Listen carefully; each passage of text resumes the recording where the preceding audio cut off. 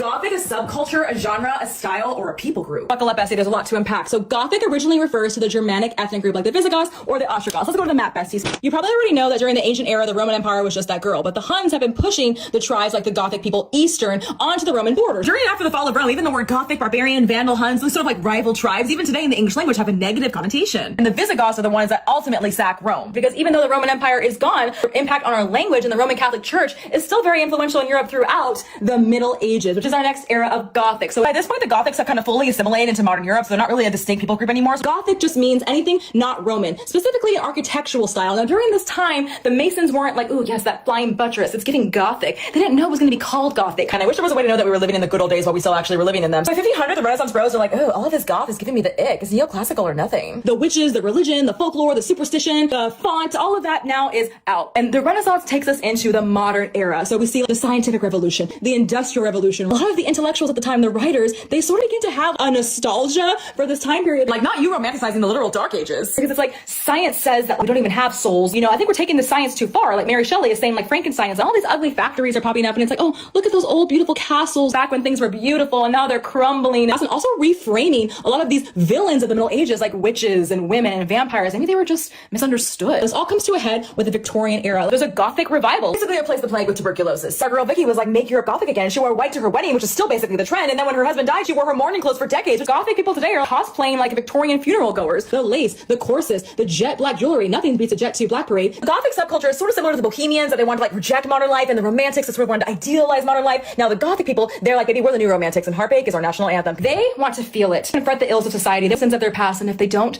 they'll be haunted by it, as shown in all of the Gothic literatures. Now that brings us in to Gothic in the 1970s, referred to the underground music scene and the aesthetic, and there was also an ethos of anti-establishment, anti-capitalism, this inclusional space for people who didn't really fit in. They wear a lot of like occult and also Christian symbols, but they're not really trying to say they adhere to it. It's more of like a reference to the tension of the soul that we see in these different eras back here. But then what sort of happens is movie, TV, the internet make this subculture a bit more palatable. The same thing happened with Halloween. It used to be an ancient ethnic festival. The church superimposed demonic imagery on it, and then all of a sudden it became this commercial holiday. There's definitely people that still adhere to the lifestyle. Just now, you see a lot of people that more are just kind of into the aesthetic. Might not really be rebelling against all of society at large. You know, it might just be some emo kids rebelling against their parents. So in that sense, Gothic retains its meaning. It means going against the dominant preppy culture, or going against the hyper-rational culture, or going against classical culture, or going against the literal Roman Empire itself. It still has that connotation of an outsider who is empowered by going against the mainstream culture. 2,000 years of history show that it was never a phase. I'm Miss Chella. I'm the millennial history teacher. Be sure to follow along for more deep dives like this one. Let me know anything that I missed out in the comments, and share this video with anybody else who loves Gothic history.